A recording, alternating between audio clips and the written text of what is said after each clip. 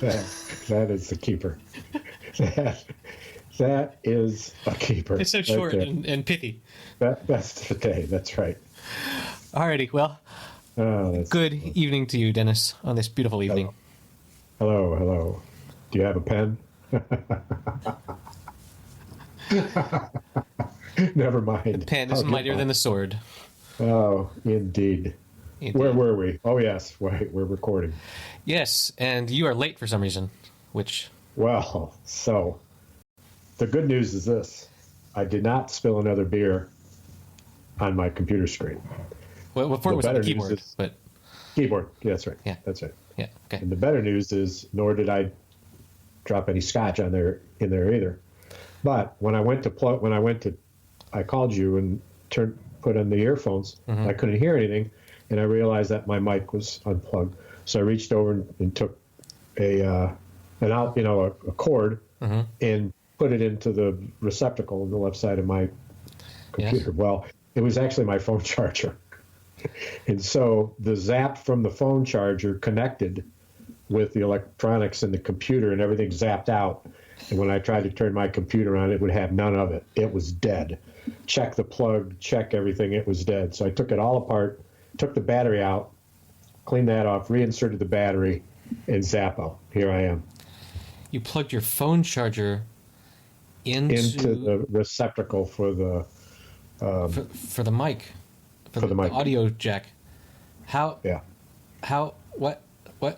That doesn't fit. I know, but the telephone charger is smaller than the mic, so it readily fit in the space. And when I put it in the space, that hot part of that charger hit a hot receptacle part of the input. I've never seen a phone charger by my computer cable that would fit in a... No, you're misunderstanding, and I'm quite surprised. Imagine that there was just a bit of contact from one hot end to a receptacle. It wasn't plugged in per se, but was enough to give it a flash of electricity. So the computer went, holy shit, what was that? I'm out. Got it. And it was dead. But to remove the battery reboot was as far as I could go. That is the extent of my technical knowledge. I mean, as the tech support member of this podcast, I would recommend that you never do that again. Thank you. God. Well, it's funny because don't use your laptop out in a lightning storm. As we were talking, I was going to try the phone charger in the other receptacle there. The other. There's some. But I won't now. Square pegs, round holes. Don't. Well, they're both square. You're still not getting parts of this, but we'll let it go for now. Oh, the USB, the USB A, and your USB large mini USB. Okay. Small plug. Okay, I got it now. All the listeners got it, thank God. You're slower to catch up. Both of them got it. They got it a long time ago. They were shouting the specific parameters of that model of USB-C, USB-A adapter. Anyway, glad we got that sorted out. Well. And our listener is glad that it's not just an Eric monologue, because that would not be a happy hour. That would be a happy minute. We need to... we need this repertoire, rendezvous, etc. etc.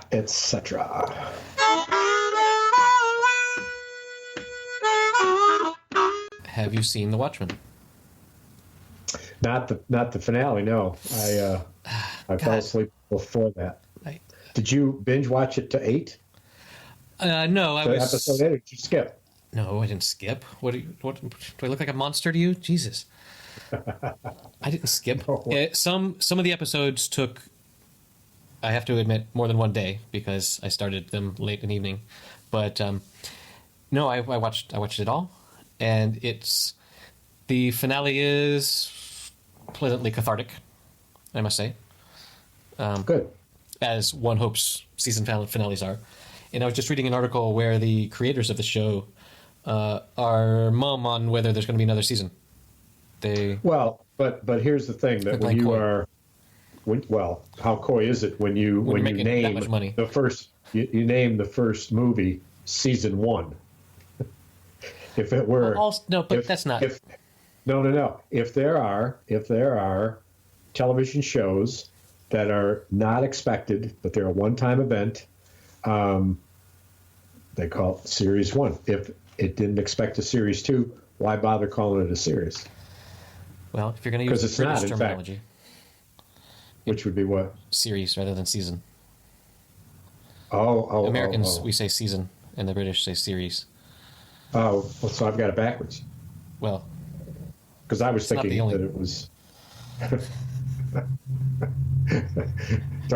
You don't have to complete the sentence.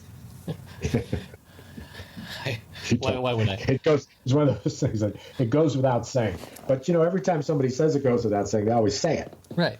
So what we should I start saying is it goes without. I say it seldom goes without saying, or I say it usually goes without saying, or it almost goes without saying. It should have gone without saying. Right. But you fucking said the person's response right. After they roll their eyes, and if it's a she rolls her eyes and accuses one of mansplaining, etc., etc.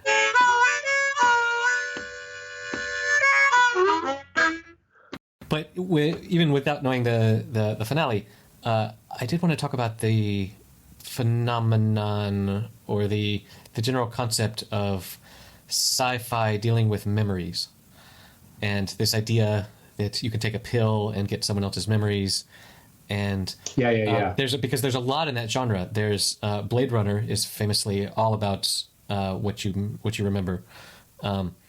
And have you seen the movie Vanilla Sky with oh yes, Tom many Cruise? times. Yes, and that's another the total many recall times. sort of thing of you're buying memories, and it brings there's a philosophical point of view of what are you if not memories, and then there's some psychology around the experiencing self and the remembering self with Daniel Kahneman, where he talks about how if you go through like an operation or something, and it's really painful at the very end, that's worse than if was just as painful for longer in the middle, but then not so bad at the end, because you don't remember all of that pain so much. And what is its? But you remember a spike of it.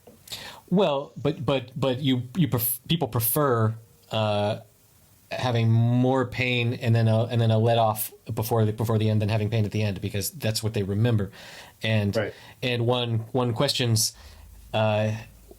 why is it more important to remember something being happy than to actually experience it in the moment, or et cetera, et cetera. It's a conundrum that the academic nerds are discussing. While the various movies you mentioned have that theme heavily, if not paramount, the contrast in the whole demeanor of the movies is pretty astounding, given that they all do share that. Vanilla Sky is jarring. Yes, absolutely jarring. I really love that. I really love that movie. It's and I think Tom Cruise's. I think one of his best, if not his best. I want to say his best because I'd have to think through all the things I've seen him in, but it was exceptional from the standpoint that it was not typical of some of his roles. Yes, he is fairly typecast these days, but doesn't often play the vulnerable victim. Right. The other media that it reminded me of was Slaughterhouse-Five, and this whole someone occupying all of time and remember and being able, like, what is a memory if you can remember your entire life into the future and the past and stuff, and that's very much present in this in the Watchmen, right? Which that was prevalent in Kurt Vonnegut's stuff. Yes. So it goes. That as it goes, but Slaughterhouse-Five, and then after that he did another one. Cat's Cradle, is that him? No. Yeah, that's Cat's Cradle. That's him. He did Cat's Cradle before Slaughterhouse-Five, though, I think. Yeah, I haven't read it. He was quite the talent. he was an amusing interviewee, and his time on camera was always pretty extraordinary. Yeah, I think I've seen a recorded lecture that he gave that was pretty phenomenal. I'll have to see if I can find that for the show notes. Yes. So for a superhero genre, Watchmen gave me a lot to think about. But superhero, huh? Who? I don't know. I mean, who's the comic book. superhero?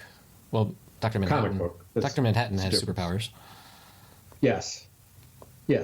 But besides him, Well, then you've got your Jeremy Irons is your typical super villain, sort of super clever and wanting to mess with stuff. Although Right. his villainy is debatable. right. But yeah, it at least at the end you The, you understand where the hell the squid were coming from Well, on I episode am. one. Like- I am looking forward to understanding the dynamic with him catapulting himself onto another planet or the face of the moon. I've got to assume that it's Mars, because anything else wouldn't make any sense to the whole litany of the movie. You never know that when he's there. well, But he's spelling out help, and the thing that I would guess, without knowing, Yes. is that he actually This is fun because I know. catapults there.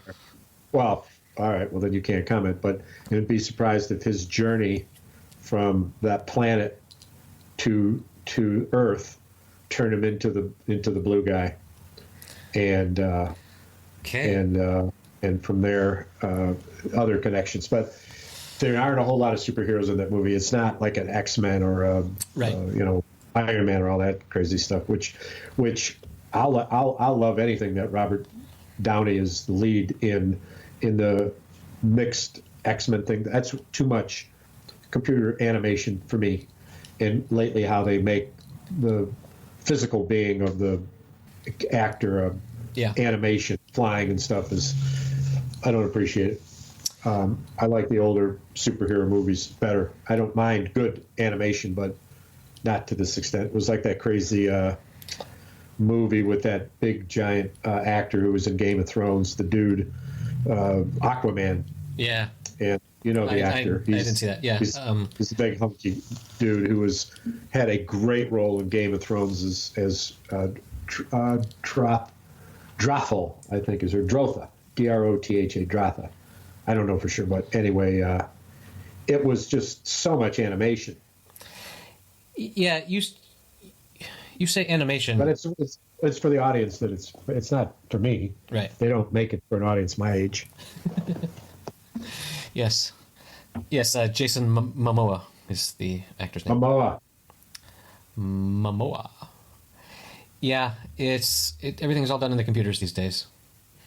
But so much of, like, it was pretty cool the stuff in Watchmen where you've got Sue in the place where Jeremy Irons' character is, where he's got these copies of these two people. They do a really good job of having so many of the same faces on everybody. Amazing. It's just seamless. Amazing.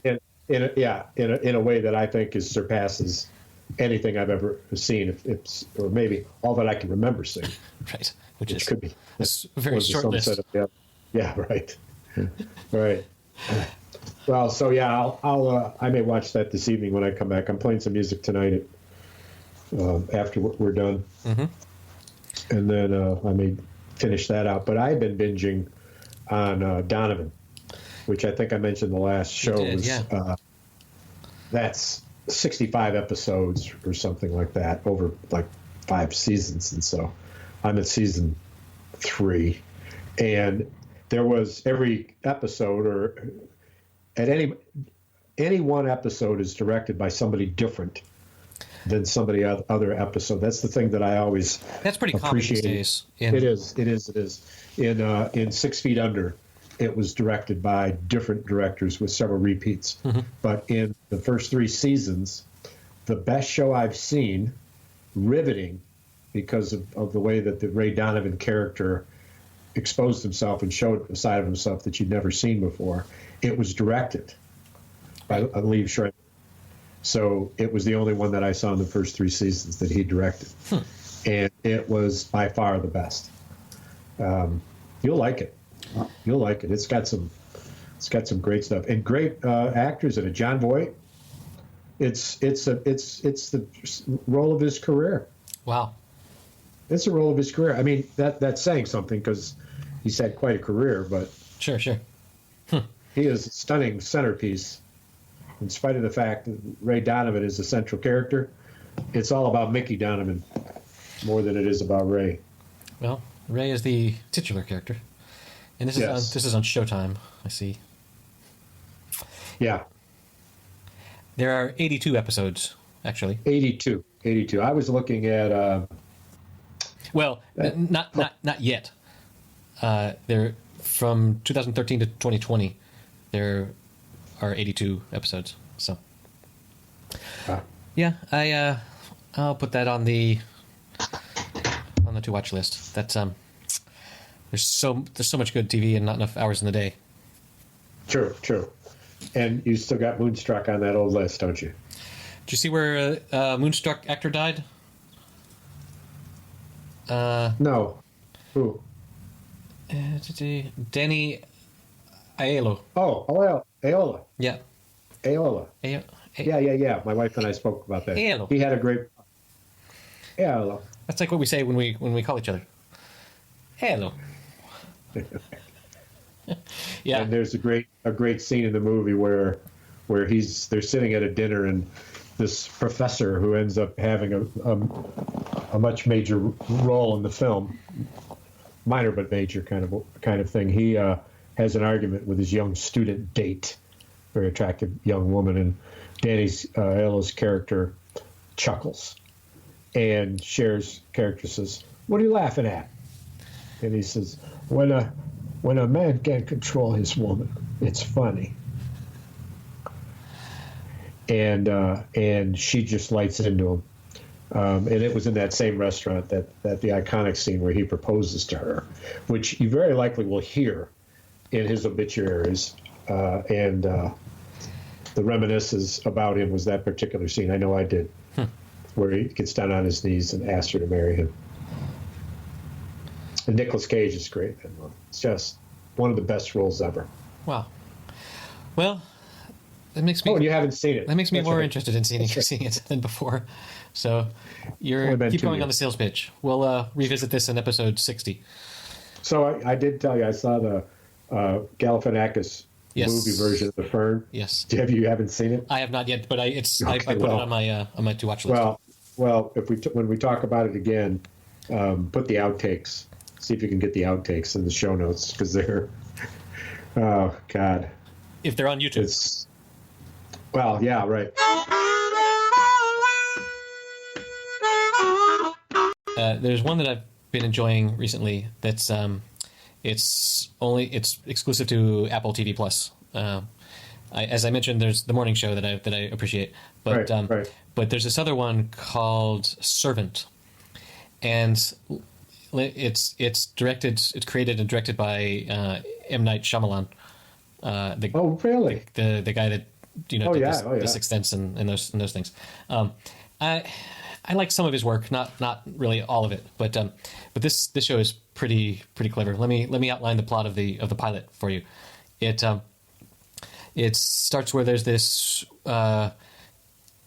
wealthy, we'll say late 30s couple in New York City in a really sweet brownstone house in New York City, and it starts with an 18-year-old girl showing up at their door that they had previously agreed would come to be their live-in nanny, and she comes because they have an infant child, and it's later comes to be known that the infant is really a doll. It's what they call a reborn doll, where apparently they had a baby, but it died at 13 weeks old or something. And the mother sort of had a psychotic break, and her shrink recommended getting this doll to help her sort of return somewhat to normalcy. No, it's just a very lifelike but creepily lifelike doll. It's just a it doesn't doll. move. It doesn't move. But she picks it up and cares for it and like bounces around with it and puts it in the stroller. No, the mother. The mother. But then the nanny comes. Gotcha. And the nanny arrives and it's late at night and she goes to bed, and then the next morning the man talks to her and says, look, and explains this whole thing that, look, my wife had a psychotic break and we're just pretending about this thing. She works, he says, my wife works a crazy schedule and she's out of the house for 12 hours a day. So we're paying you to be here. You can go and do whatever you want. And we'll just, when she comes home, we'll keep pretending that there's a baby. But the nanny like totally treats it as if it was a real baby and like takes it out for walks and stuff. And it's just sort of super weird about it. And then, and the father is sort of doesn't really know what's going on. Plus the father, his job is he's someone that invents specialty gourmet recipes for the high end restaurants. So he spends all day in the kitchen cooking and preparing things, and taking photos in his house and taking photographs of the food and stuff. Just like that's his job. He comes up with these super fancy recipes while the nanny's there caring for the child. Yes. And he also has just this enormous wine cellar that he's got really fine tastes. Anyway, so then at the end of the pilot, the nanny says, okay, I'm gonna run down to pick up something at the local store. Here, take the baby monitor and keep it with you in case the baby cries. And the man is like, yeah, whatever. And so he's cooking and stuff, and then he hears a crying on the baby monitor. And it's the end. And he goes upstairs, and there's a real baby in the crib. Cut the credits. Whoa! So it's you don't know how, but did the baby there look like the doll baby? No, it was a real baby. The doll baby doesn't look like. I mean, no. All babies look like Churchill. Right. So, but it minus the cigar. The intriguing thing is, well, first of all, there's sort of a shock because you don't know it's a doll baby until the father goes up and picks it up and slaps its head against the crib, which is sort of a shock moment at the beginning. But so anyway, so at the end of the pilot, you're left wondering, what happened? Was it always a real baby and the man is insane, or is the woman insane and also the nanny? And did the nanny come and steal a baby from somewhere and replace it? That was my first thought. Right. So it's a really good pilot. That I haven't really spoiled anything because it was in the all I said was in the trailer too. But yeah, they want you to repeat this. Exactly. They should send you money. They should go to patreon.com/happy hour. Hey, M Night, work. Whatever your first name is. M. Yo, M. His whole name. Yeah. Yo, M. Hmm? He'd turn around and say, hmm? Hmm? Then you'd say, hey, why do they call you M? And he'd say, hmm? Yeah. But that would be... I want to see dead people. I want to see dead presidents on the money that you're putting into our coffers. Ooh, you better be careful there. It sounds a little outrageous. Oh no! Is the Secret Service going to come and knock on my door now? Well, I don't know. People refer to money as dead presidents all the time. That's capital D, capital P. Yes, DP. From now on, let's use the acronym. All right. So, how has your week been, Mr. Dennis? I don't know. It's just a blur. I scratch my head. Let's see. We had our Christmas party, and it was a exchange gift where my daughter runs it. She's quite the hostess. She's got a nice big house now, so a lot of people. There are 20 people, and so everybody brings a present that they know somebody at some time during the night will select, and you put it under the tree, and then everybody gets a number, and then in order of your number you go and select a present.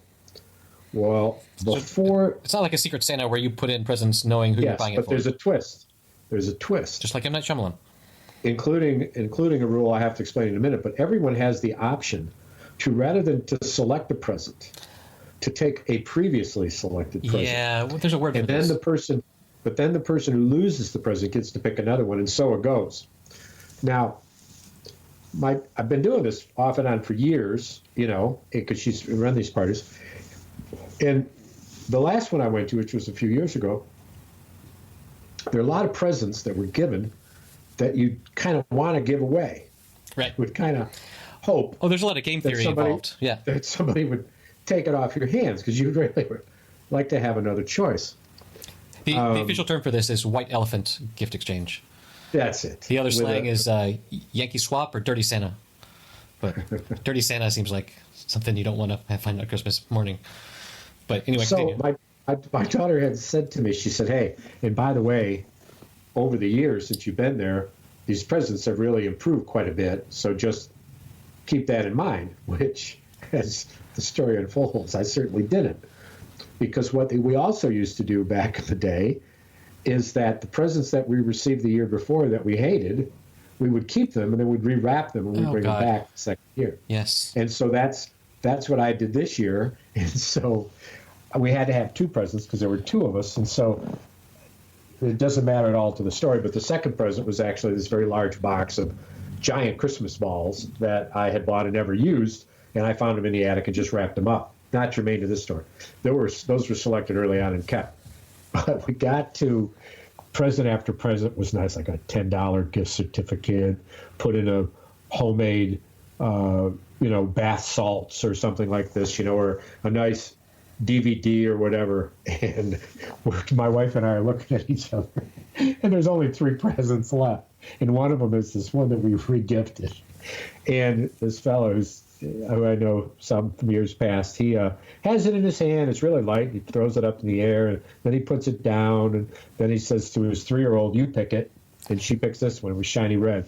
And he opens it up, and it's this funky little basket, right, with a handle on it with a little green bow. And in it is white cotton that looks like snow, supposedly. Mm-hmm. And then inside the snow is a oven mitt, not a mitt, but a square oven rag that's got a little pocket in it to put your hand in, so that doesn't, you don't have to clumsy with it. And in the pocket is the present, which is the snowman pooper doll.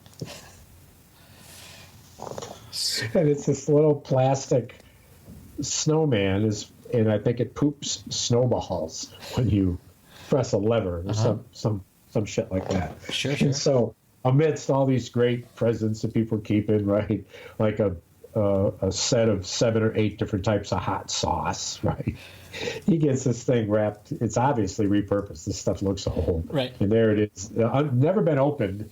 Snowman pooper doll. Well, I can only go to one place after that story, and that is to inform you of a Spanish holiday tradition. It's actually not... The people that perform it would prefer I not use the word Spanish. It's a Catalan holiday tradition from Barcelona, where everywhere in Spain it's very common to make a little nativity scene but like with little models on your table, on your end table or something, and some people go crazy in the way that people go crazy with like model train sets. They make a big thing with moving, with people that are moving and stuff. Anyway, in Catalonia, they also include this extra character in the nativity called the shitter, and this is a man whose pants are around his ankles and he's squatting and taking a big shit. What? What? I will send you this link because you don't, because you should not believe me just from what I just said, but I'm going to send you a link. Click on this.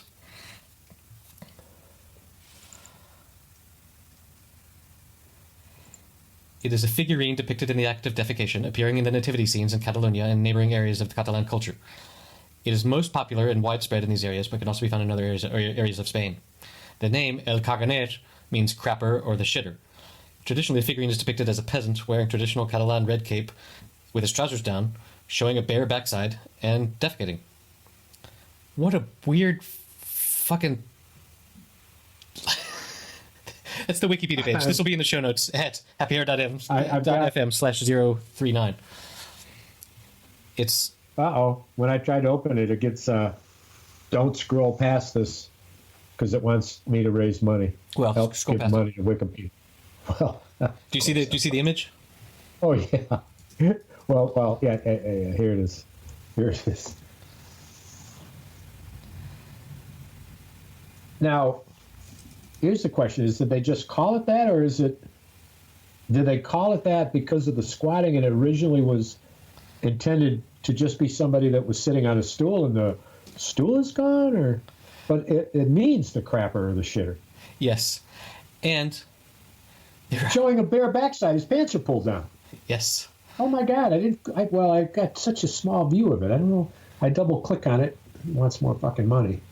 So, and there are. All right, I got the general idea here. There are celebrity shitters. Oh, So, what?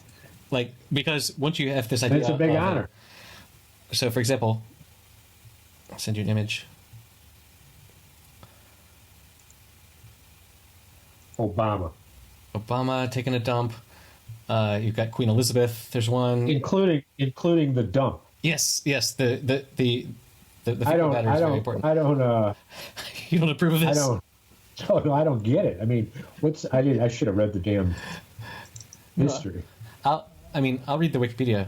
I mean, the exact origin is unknown, but the tradition has existed since the 18th century. It's believed to have entered the nativity scene around the late 17th or 18th century during the Baroque period. It's just bizarre. Bizarre.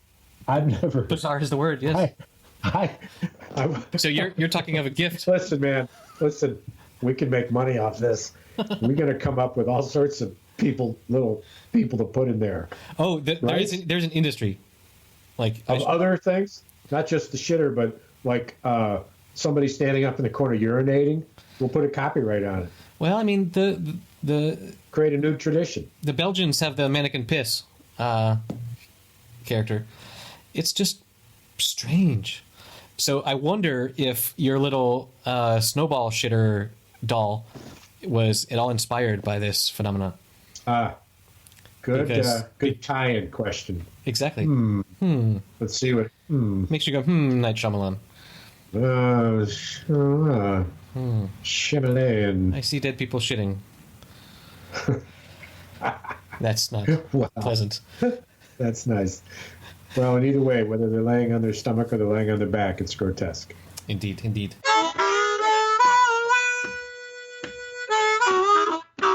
The latest news that I caught was the outrage that resulted in a airline passenger doing a foul deed in the seat of the plane. And the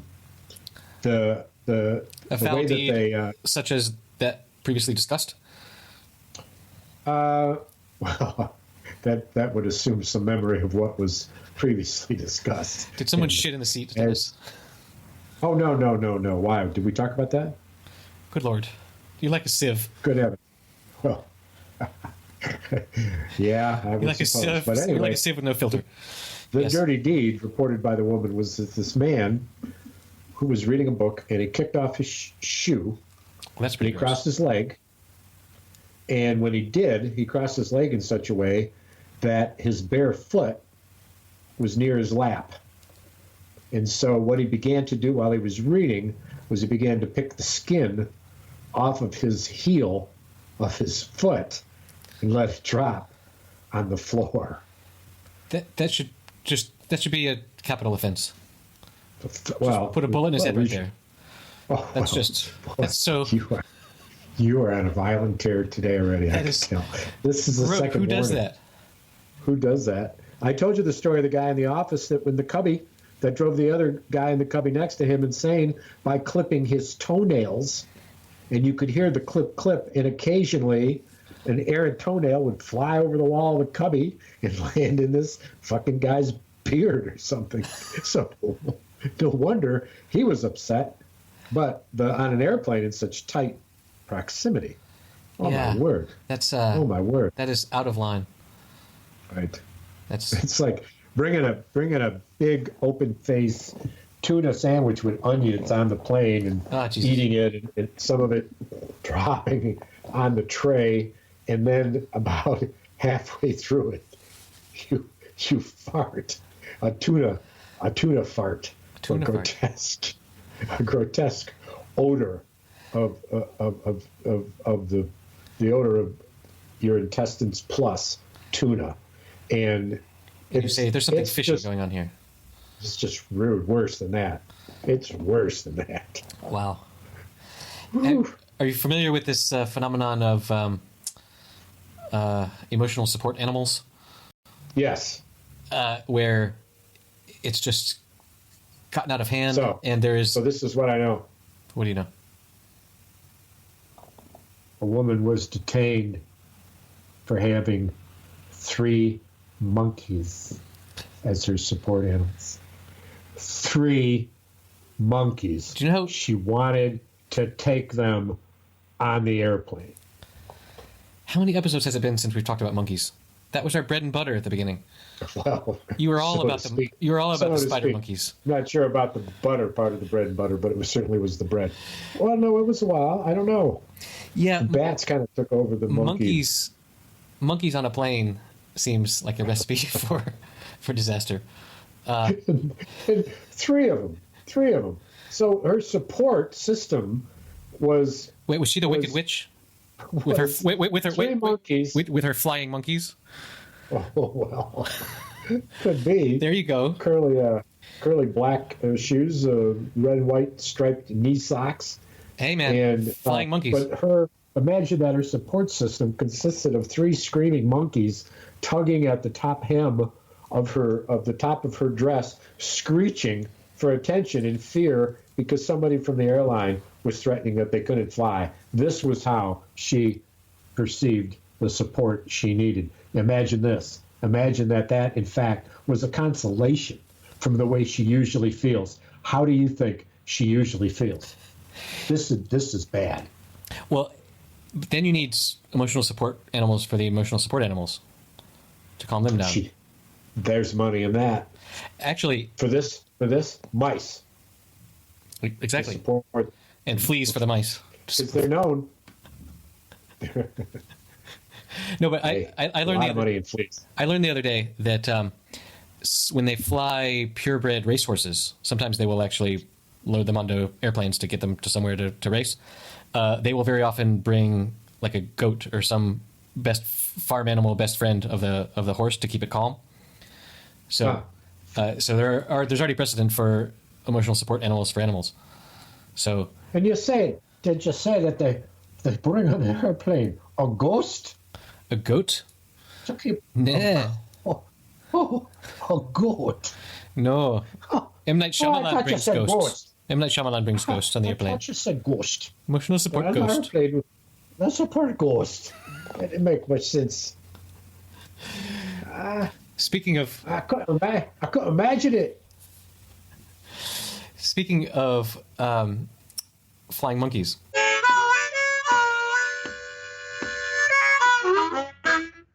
I heard about this several years ago, but it just came to my attention again recently. You know how in The Wizard of Oz, the witch says, "Fly, my pretties," or whatever to the monkeys. Oreo, Oreo, Oreo, Oreo, Oreo, Oreo. Okay. Oreo. Hey, Cookie Oreo. Monster, come back. You were supposed to chime in as the Wicked Witch and say the line. That's why I was pointing at you on camera. You were pointing. What is wrong with you? I was pointing. You see the finger? Oh, when you put it in front of the camera, I do, yes.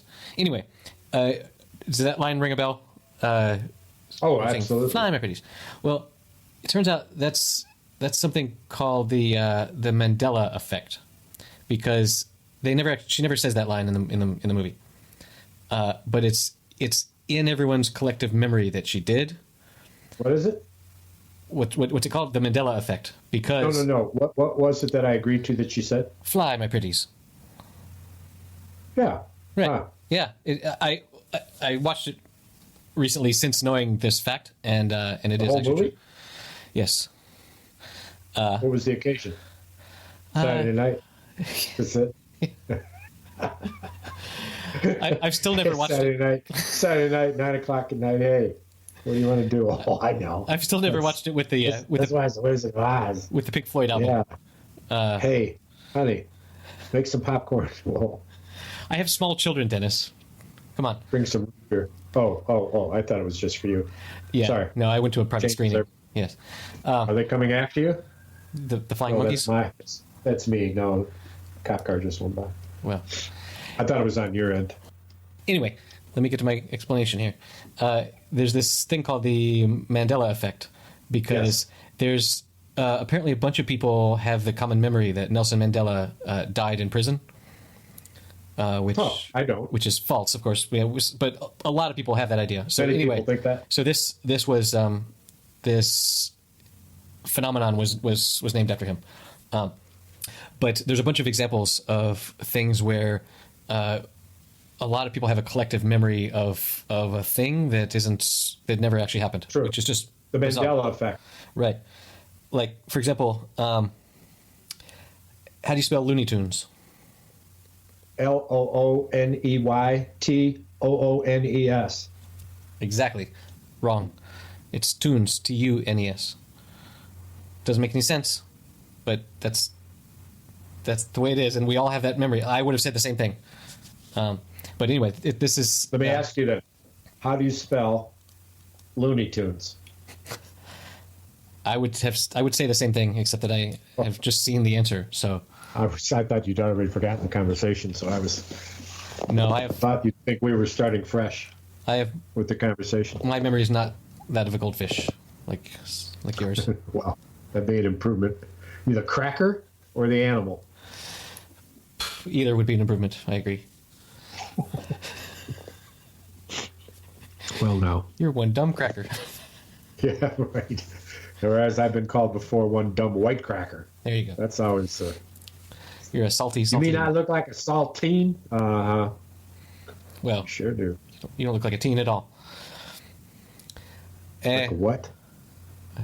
A teen? Tuna? A teen? What? A teen? A tune? A teen? What? Teen. I don't even know what we're talking about, but I like the accent. I'd say. What kind of a teen? I have one other bit of follow-up news that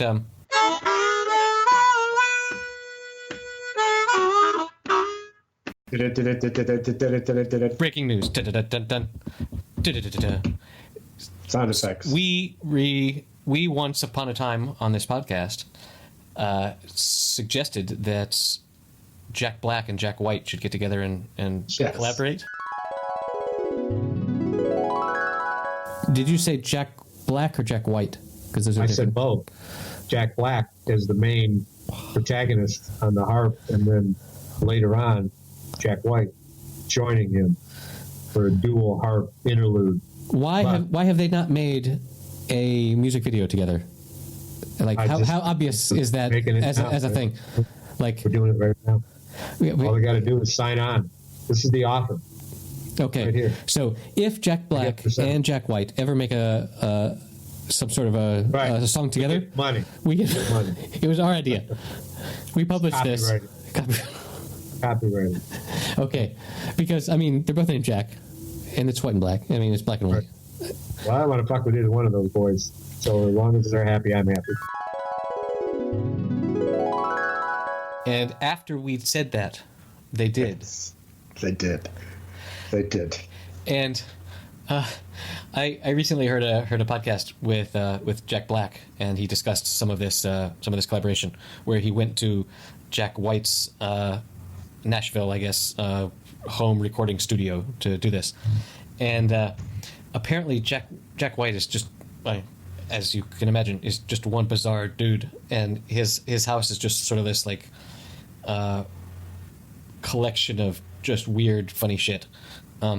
And apparently he goes out of his way to make sort of stupid dad puns.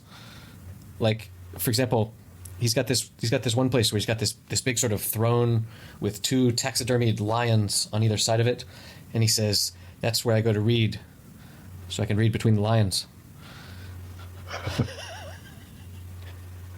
It's just like That's an extravagant way to get a pun to work. Good Lord, we would do that if we had more than $5 in one permanent member. Probably credit card is soon to expire. Just he's got the money and the personality to do crazy shit like that, and he does. And he's got a home here in Kalamazoo.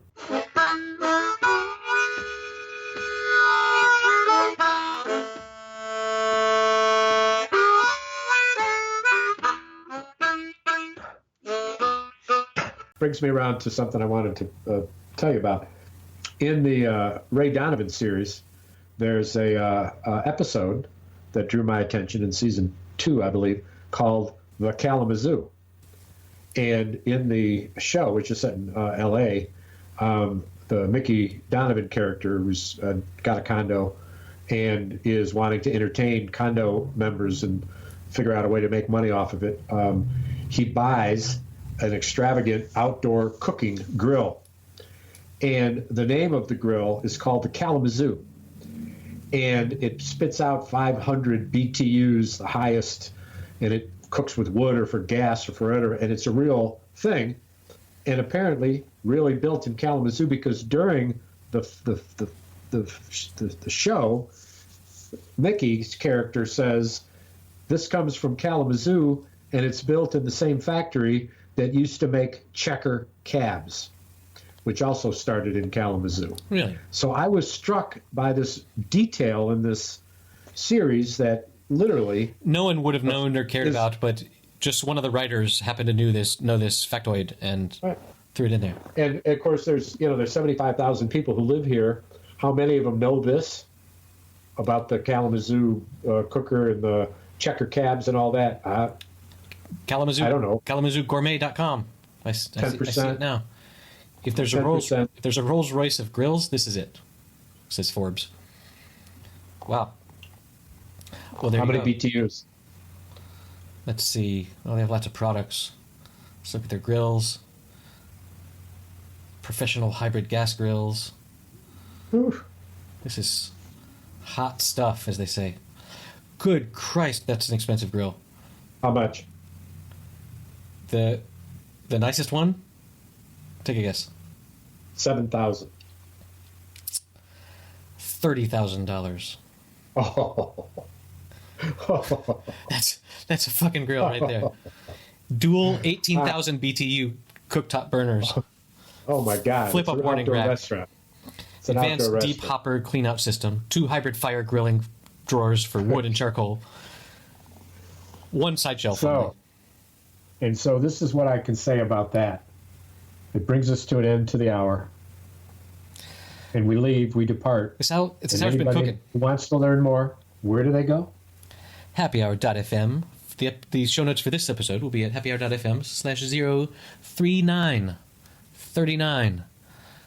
39 39 39. Turn me on. Turn me on, then. Turn me on, then. That's what M. Night Shyamalan says. Turn me on, then. Turn me on, then. Turn me on, then. 39 39 39. Turn me on.